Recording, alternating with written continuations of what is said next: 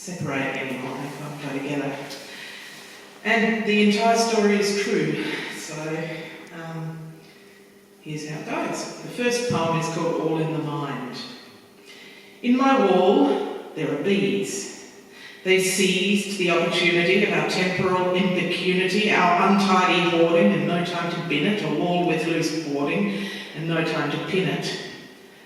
One day, the sight of hesitant flights converging studiously to a point at the joint between plate and stud and creamy paint-cracked weatherboard told me that muttering at my bedhead, inside, was deep in the liminal invisible cavity between wall and wall, not, as I'd feared, part of the murmuring depravity of my liminal invisible cranial cavity. But still, behind closed eyes, the seething and scratching and thrumming was breathing and catching and drumming in the membranes of my skull. Restless droning in the darkness between ear and ear, wove with patterns there of angst and fear. So I fled to the other end of the bed and slept in peace between clean sheets with a pillow over my head. Until early summer, when the scent of honey rose with the heat, when melodic humming down by my feet spoke of industrious sweet brewing from blossom and bloom, of nectar and syrup in my very own room. The strange little noises of chewing and nibbling meant that sweet honey was stewing and dribbling. I stretched out and listened to the distillation of liquid gold. In my mind's eye it glistened in pale curtains, fold on fold, always moodily lit both day and night with obedient workers pictured mid-flight. I marvelled that inches from my now turned head, a tiny queen was tended, cherished, fed. The nocturnal song, sustained and muted chords resonating through the building's boards, wrapped and lifted me as I drifted with the vast and curious hive mind for company. But one roasting morning I woke to a roaring. I lay like a carcass in a fiendish buzz of flies, then opened my eyes and saw the window teeming with 200 workers seeming to be striving for the sun.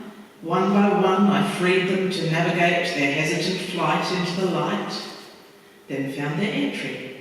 With no sign of sentry, the back door to the hive was by my pillow.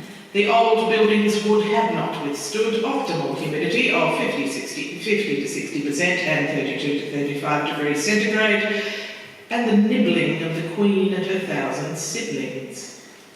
None had stung me, but this had flung me into a new cacophony of doubt. So now garden variety forms of anxiety accompany the buzz and scratch and murmur.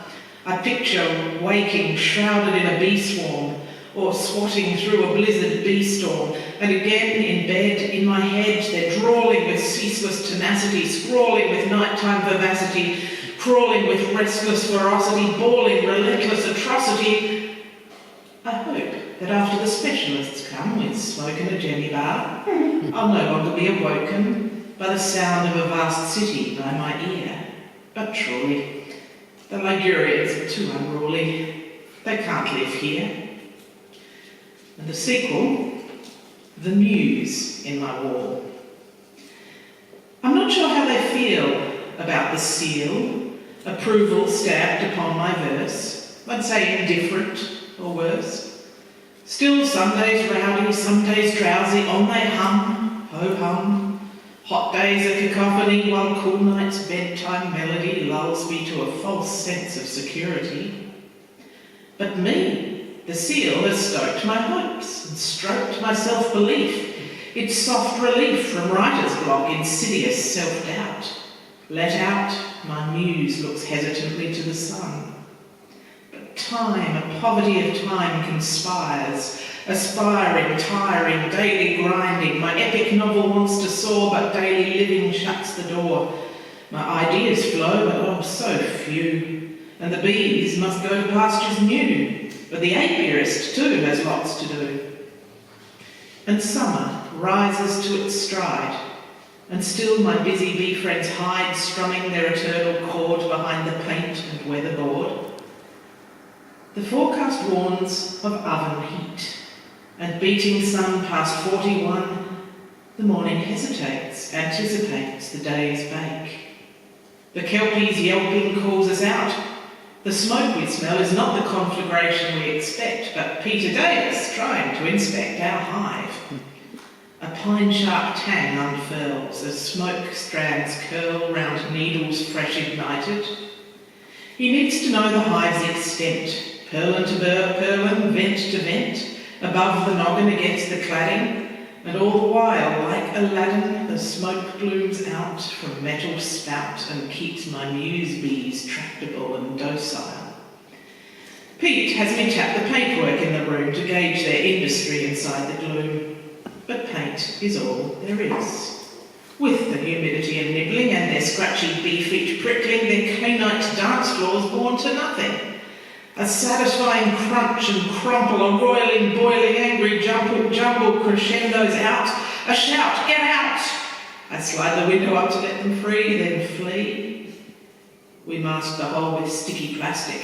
Contact, just a bit elastic. Like a blister, like a drum, resonating with their hum, keeping them inside but barely. A great round hole is plugged up, squarely.